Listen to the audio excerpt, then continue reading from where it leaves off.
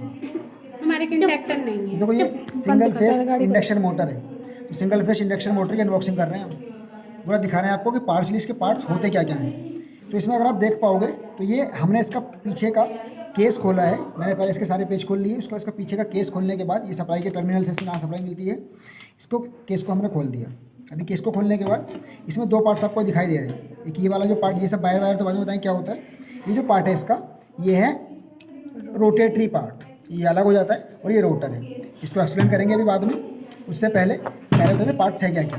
ये इसका stationery part है।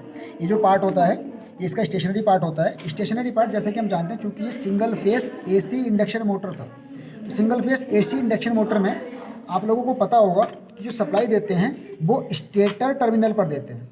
स्टेटर पर जो घूमता है वो फील्ड सिस्टम होता है, तो इसमें फील्ड बनेगा और ये होगा स्टेटर पार्ट जो कि सप्लाई दी जाएगी। इसको आर्मेचर भी कहेंगे। ये कई बार बताइए वाली बात कि एसी मोटर में जो आर्मेचर होता है एसी मशीन्स में, वो स्टेटरी पार्ट होता है, स्टेशनरी पार्ट होता है, घूम नहीं सकता वो। तो यहाँ पर हम मेन सप्लाई के टर्मिनल्स देते हैं। देखो आप देख पा रहे होगे, ये जो दो तार हम इसमें सप्लाई में देंगे मोटर को, ये देखो साफ साफ देख पा रहे हो, डायरेक्टली सप्लाई जा रही है इसमें स्टेटर पर, स्टेशनरी पार्ट पर सप्लाई जा रही है। देखो दो तार, एक तार ये वाला, एक तार ये वाला, ये जाती है सप्लाई यहाँ पर जा रही है और ये सप्लाई वहाँ पर जा रही है।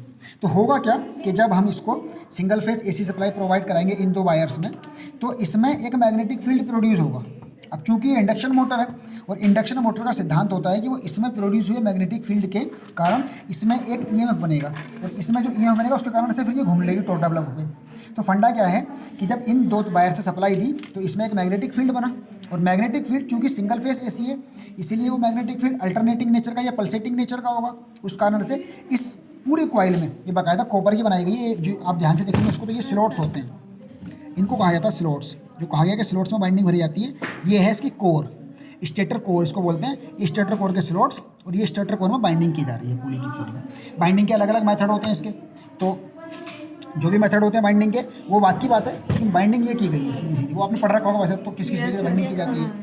अभी फंडा कि जब इसमें सप्लाई दी हमने, तो ये जो कॉपर कॉइल है इसमें एक करंट फ्लो होना शुरू होगा। जब इसमें करंट फ्लो होना शुरू होगा तो एक जो इसमें फिर मैग्नेटिक फील्ड बनेगा, वो मैग्नेटिक फील्ड होगा अल्टरनेटिव नेचर का या पॉजिटिव नेचर का। उसके बाद फैराडे का लॉ कहता है कि जब हम इसमें कोई करंट प्रोड्यूस करा रहे हैं और जो कि अल्टरनेटिव नेचर का होगा, तो उसमें एक ईएमएफ प्रोड्यूस हो जाता है। इस कारण से इस पूरी कॉइल में एक ईएमएफ प्रोड्यूस हो जाता है, और इस ईएमएफ की इलेक्ट्रोमोटिव फोर्स की जो फोर्स लाइंस होती हैं वो कुछ बाहर तक कैरी करती हैं। उसके बाद आता है इस रोटर का नंबर। उसके बाद ये रोटर लगा होता है, और जैसे ये रोटर अभी इसकी फ्लक्स लाइंस, इसको पकड़ना, इसको पकड़ना अभी जैसे अभी क्या है कि ये फ्लक्स लाइंस में पहले रोटर के पार्ट्स देख लेते हैं। ये रोटर में लगा हुआ पोर्शन है। आपने सुना होगा सिलेंड्रिकल रोटर, सुना होगा, स्फेरिकल रोटर सुना होगा। ये सिलेंड्रिकल रोटर टाइप का है जिसमें कि कंडक्टर बार्स लगी होती हैं। अब ये कंडक्टर बाहर से, और इसको आप लोगों ने देखा होगा कि इसको बाहर से केस कर दिया जाता है, पूरा बंद कर दिया जाता है। तो इसके अंदर ये पूरा कंडक्टिव मटेरियल का बना हुआ है पूरा का पूरा। तो होगा क्या कि ये बीच में ये बियरिंग्स लगे हैं इसमें, और ये लगे हैं इसके ब्रश जो कि सप्लाई प्रोवाइड कराएंगे इसको और घूमने में मदद करेंगे ये चीज़, ठीक है नहीं।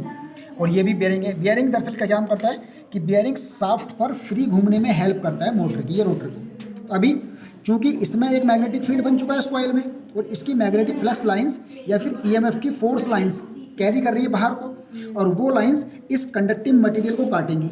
अभी जैसे कंडक्टिव मटेरियल को कट करेंगे तो इसमें से पास होंगी। तो फैराडे का लॉ कहता है कि जब फ्लक्स लाइंस इस कंडक्टिव मटेरियल में से पास होती हैं तो उसमें एक फोर्स लगने लगता है, और ये फोर्स ही इस रोटर में टॉर्क डेवलप करेगा, और इस टॉर्क के कारण मोटर घूमना शुरू हो जाएगी। ये पूरा सिद्धांत है।